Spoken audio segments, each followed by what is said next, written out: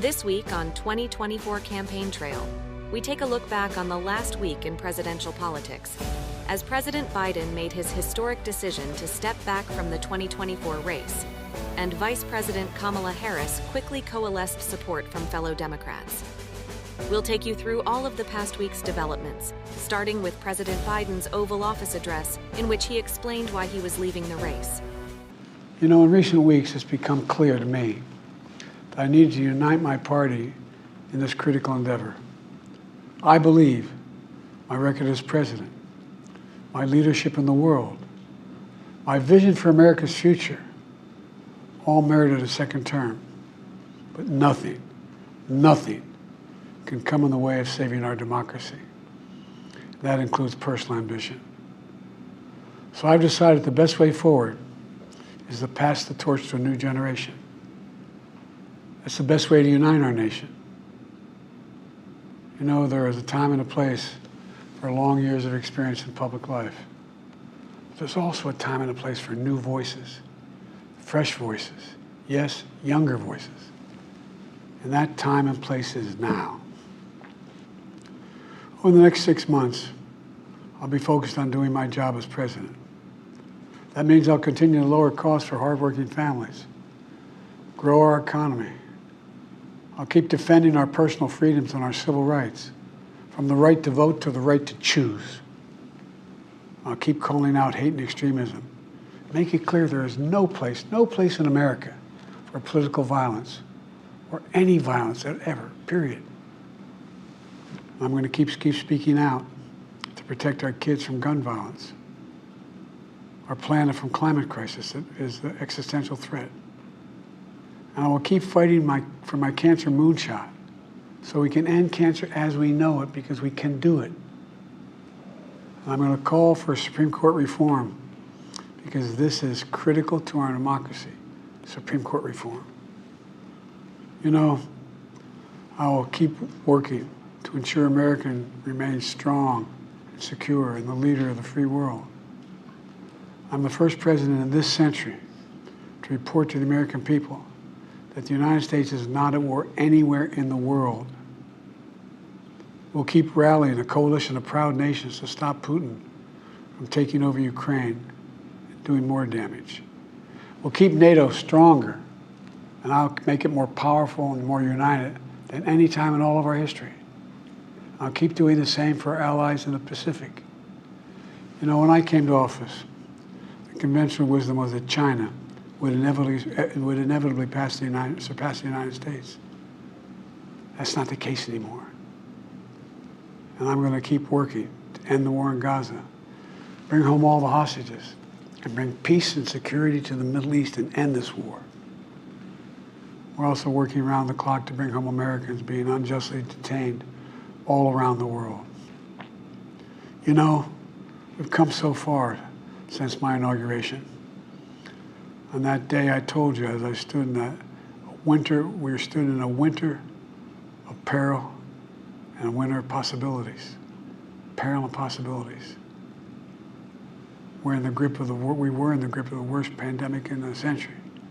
The worst economic crisis since the Great Depression. The worst attack on our democracy since the Civil War. But we came together as Americans, and we got through it. We emerged stronger, more prosperous, and more secure. Today we have the strongest economy in the world, creating nearly 16 million new jobs, a record. America's an idea stronger than any army, bigger than any ocean, more powerful than any dictator or tyrant. It's the most powerful idea in the history of the world. That idea is that we hold these truths to be self-evident. We're all created equal, endowed by our Creator with certain inalienable rights: life, liberty, pursuit of happiness. We've never fully lived up to this sacred idea, but we've never walked away from it either. And I do not believe the American people will walk away from it now. Whether we keep our republic is now in your hands. My fellow Americans, it's been the privilege of my life to serve this nation for over 50 years. Nowhere else on earth could a kid with a stutter, from modest beginnings in Scranton, Pennsylvania, and Claymont, Delaware, one day sit behind the resolute desk in the Oval Office as President of the United States. But here I am. That's what's so special about America. We're a nation of promise and possibilities, of dreamers and doers. I hope you have some idea how grateful I am to all of you.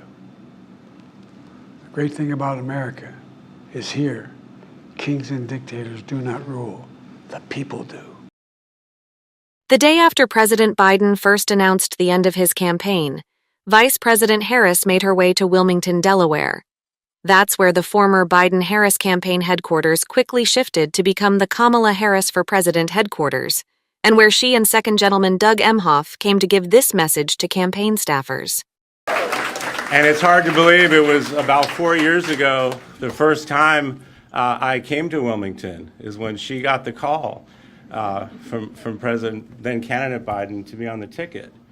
And we came here the next day, we went to their home, and he said with Dr. Biden, "Welcome to the family. You're now Bidens." And they made us cookies. And they called our kids. And they called my parents. This was day one 4 years ago. And now look where we are now. To have been able to serve as second gentleman with him as our president, Dr. Biden as our first lady. Unbelievable. And now I get to support my wife, Kamala Harris, running for president of the United States.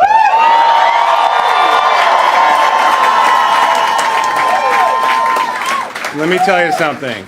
We are going to win this election. We are on the right side of every single issue, and we have this team right here and thousands of others all around the country. How do I know? Because I've been traveling all around the country, and I've met them. We have an amazing team. You have done an amazing job, and you're going to continue to do that so we can elect Kamala Harris as the next president of the United States of America. So let's hear it for Kamala Harris.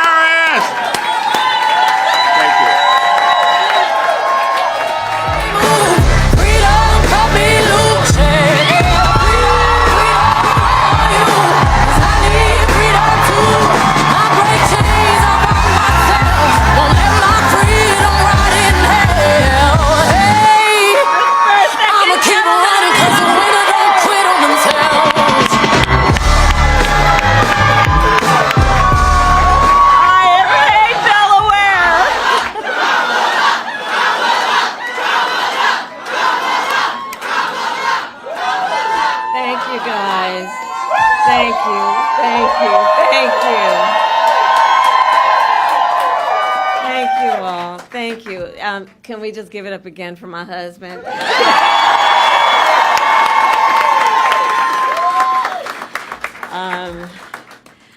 It is so good to hear our president's voice. Joe, I know you're still on the call, and we've been talking every day. You guys heard it from Doug's voice. We love Joe and Jill. We really do. They truly are like family to us. And we do, everybody here does. It's mutual. I knew you were still there. You're not going anywhere, Joe. I'm watching you, kid. I'm watching you, kid. I love you. I love you,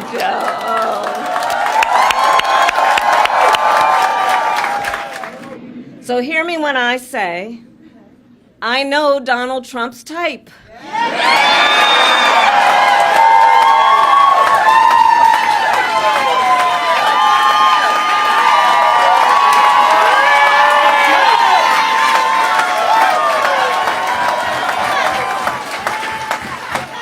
And in this campaign, I will proudly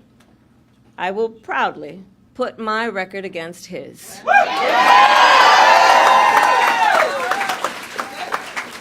As a young prosecutor, when I was in the Alameda County District Attorney's Office in California, I specialized in cases involving sexual abuse. Donald Trump was found liable by a jury for committing sexual abuse. As Attorney General of California, I took on one of our country's largest for-profit colleges and put it out of business. Donald Trump ran a for-profit college, Trump University, that was forced to pay $25 million to the students it scammed. As district attorney, to go after polluters, I created one of the first environmental justice units in our nation. Donald Trump stood in Mar-a-Lago and told big oil lobbyists he would do their bidding for a $1 billion campaign contribution.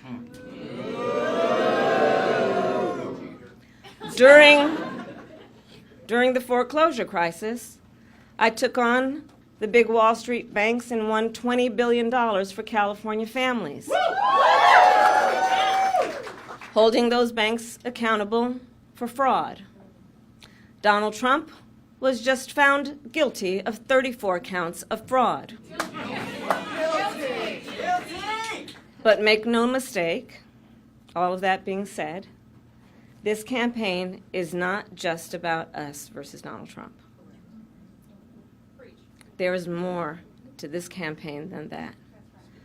Our campaign has always been about two different versions of what we see as the future of our country, two different visions for the future of our country. One focused on the future, the other focused on the past.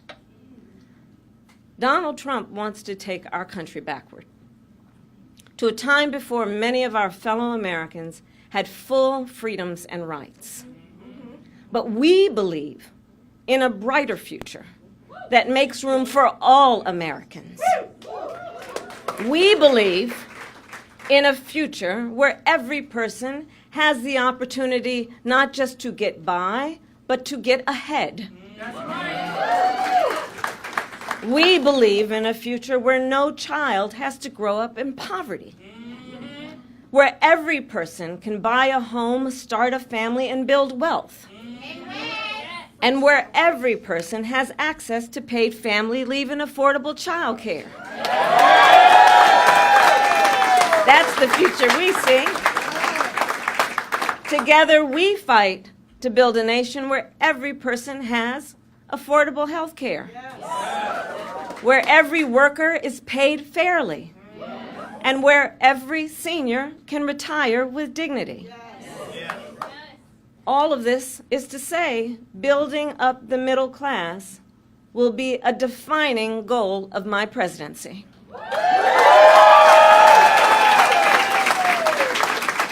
It is this team here that is going to help in this November to elect a majority of members of the United States Congress who agree the government should not be telling a woman what to do with her body.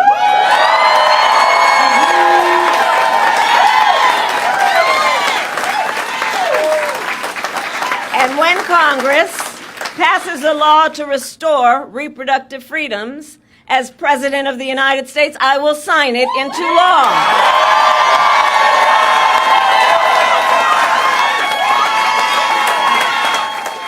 Vice President Harris also made a number of campaign stops in her first days on the 2024 presidential campaign trail, including this one at an African American sorority event in Indianapolis that drew 6,000 attendees. Ours is a fight for the future, and ours is a fight for freedom. Across our nation, we are witnessing a full-on assault on hard-fought, hard-won freedoms and rights.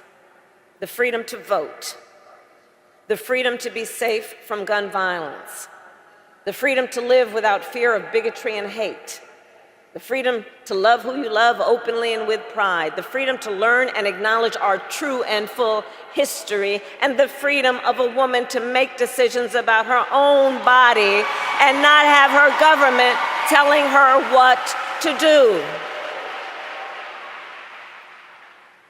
And in the face of these attacks, we must continue to stand together in defense of freedom. We who believe in the sacred freedom to vote will make sure then that every American has the ability to cast their ballot and have it counted. We who believe that every person in our nation should be free from gun violence will finally pass universal background checks, red flag laws, and an assault weapons ban. We who believe that every person in our nation should be free from bigotry, discrimination, and hate will continue to fight for equality and justice for all. And we who believe in reproductive freedom will fight for a woman's right to choose, because one does not have to abandon their faith or deeply held beliefs to agree the government should not be telling her what to do. You know, when he was president, Donald Trump, former president, handpicked 3 members of the United States Supreme Court because he intended for them to overturn Roe v. Wade. The United States Supreme Court, previously the court of Thurgood and RBG. And as he intended, they did. Well, let me tell you something. When I am president of the United States, and when Congress passes a law to restore those freedoms, I will sign it into law.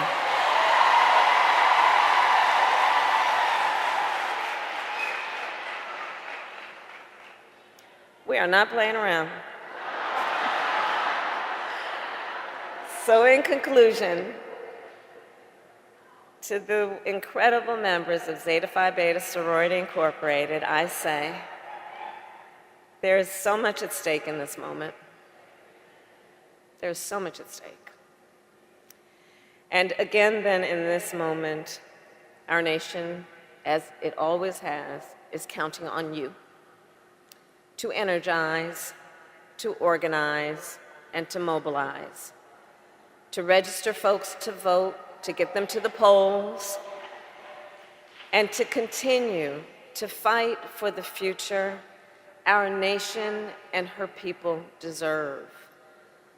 And we know when we organize, mountains move. When we mobilize, nations change. And when we vote, we make history. So let us continue to fight with optimism, with faith, and with hope, because when we fight, we win. God bless you, and God bless the United States of America. God bless you.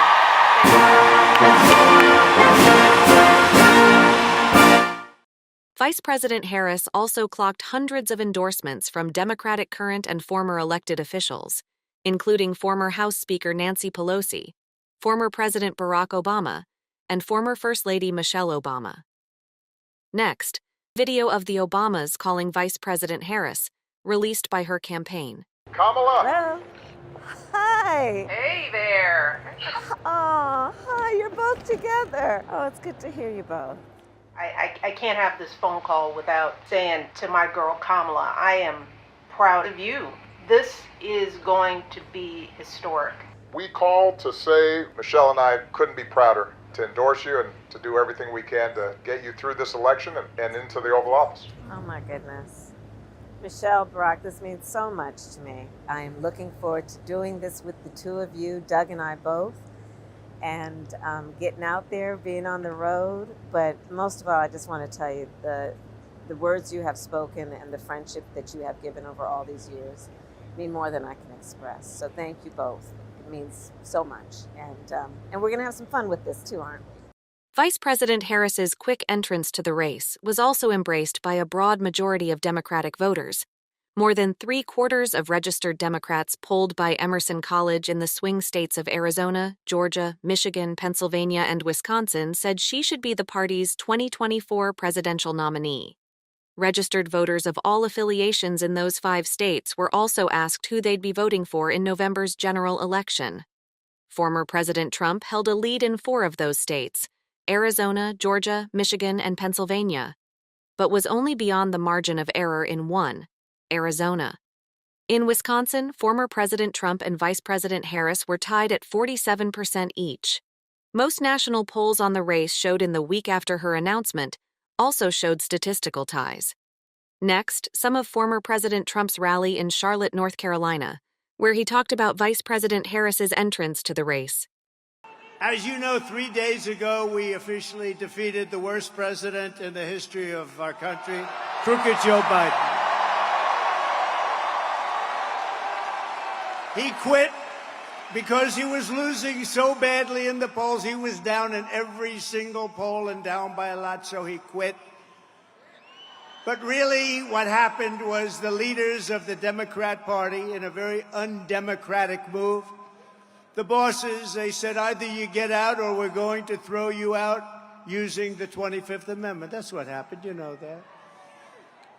So what? Well, you know that. That's what happens. That's what happens. These are nasty people, the Democrats, so we better beat them or we're not going to have a country left. You're not going to have a country left. So now we have a new victim to defeat. Lion Kamala Harris, Lion, L-Y-I-N apostrophe.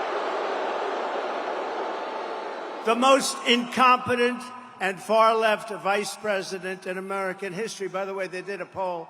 She was rated the worst vice president in history. I've never seen that poll before, but that's the poll.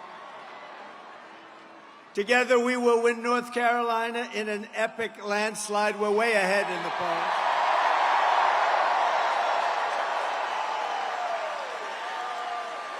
And we will take back that beautiful White House, and we will very simply make America great again.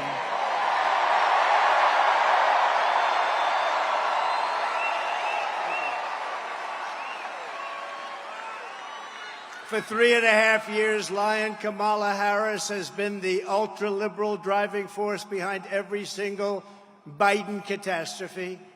She is a radical left lunatic who will destroy our country. If she ever gets the chance to get into office, we're not going to let that happen. You know, I was supposed to be nice. They say something happened to me when I got shot. I became nice. And when you're dealing with these people, they're very dangerous people. When you're dealing with them, you can't be too nice. You really can't be. So if you don't mind, I'm not going to be nice. Is that okay? I'm not going to. They want me to be nice.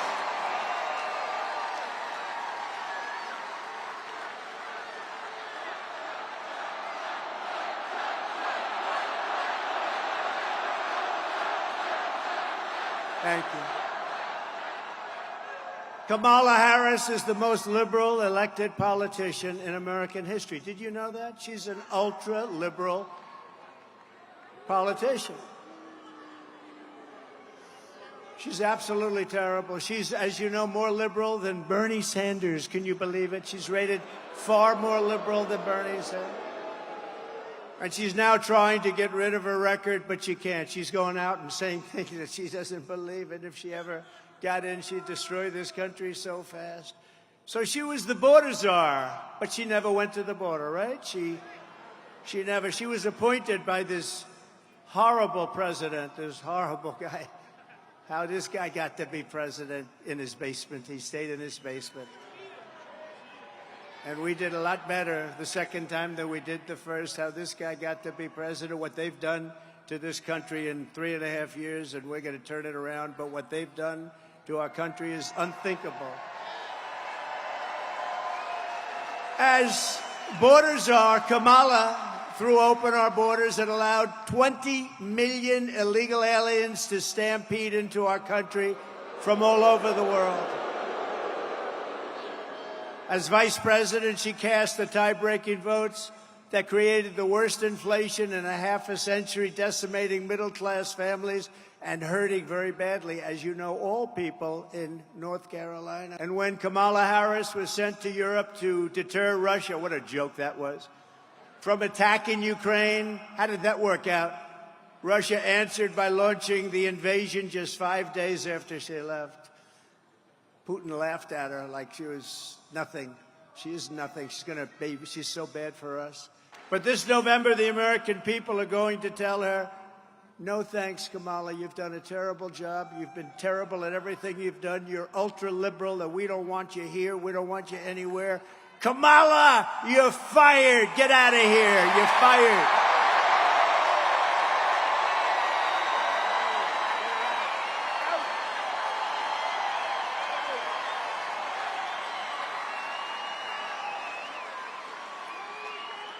And yet the fake news, which a month ago said she was incompetent, said she was a stiff, just a dopey stiff, the worst. Nobody talked to her. She was firing her staff left and right. The staff hates her. Oh, wait till you see the stories that are going to come out about her staff. Oh.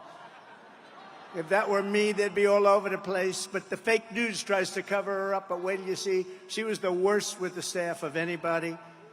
But the fake news is talking about lying Kamala as if she's the savior of our country.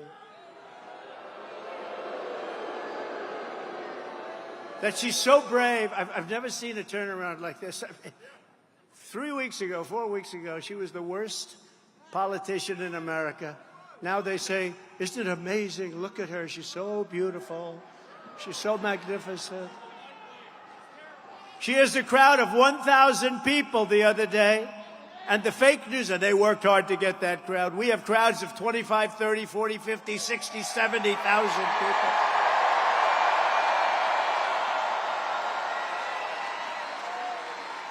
And the fake news said, oh, her crowd was amazing. It was amazing. You see it? The other day, she had maybe 1,000 people. I doubt it. They worked their asses off to get those people to go, and I wonder what they gave out. They said, oh, this is such a big crowd. She's got such momentum. I don't think she's going to have a lot of momentum after this speech because I'm telling you about her, right? We're telling you the facts. I'm just giving you the facts. But they said it was such a big crowd, such a beautiful crowd. They never mention our crowds. Like this crowd. Look at this crowd. Last, a look at the first TV and digital ad from the 2024 Harris for President campaign, and a video from the Trump-Vance campaign responding to Vice President Harris's entrance to the 2024 race. In this election, we each face a question. What kind of country do we want to live in? There are some people who think we should be a country of chaos, of fear, of hate. But us, we choose something different. We choose freedom. Freedom, freedom, I can't move. Freedom, cut me loose. Freedom, freedom, where are you? 'Cause I need freedom too. The freedom not just to get by, but get ahead. The freedom to be safe from gun violence. The freedom to make decisions about your own body. We choose a future where no child lives in poverty, where we can all afford health care, where no one is above the law. We believe in the promise of America, and we're ready to fight for it. Because when we fight, we win. So join us. Go to KamalaHarris.com and let's get to work. I'ma keep on running 'cause the winner don't quit on themselves.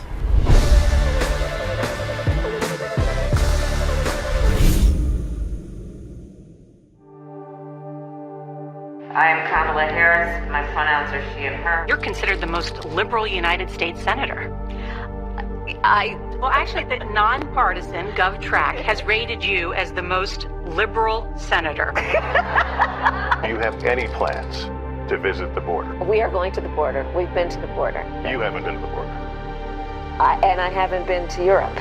I am in favor of saying that we're not going to treat people who are undocumented and cross the border as criminals. That's correct. That is correct. A lot of the signs at the rally you just held were people standing there saying, abolish ICE. Yeah. Is that a position that you agree with? We need to probably think about starting from scratch. So you support giving universal health care, Medicare for all to people who are in this country illegally? I am opposed to any policy that would deny in our country any human being public health, period. Are you for defunding the police? How are you defining defund the police? It's actually wrong and backward to think that more police officers will create more safety. We need to get rid of money bail. Convicted, in prison, like the Boston Marathon bomber, on death row, people who are convicted of sexual assault, they should be able to vote? I think we should have that conversation.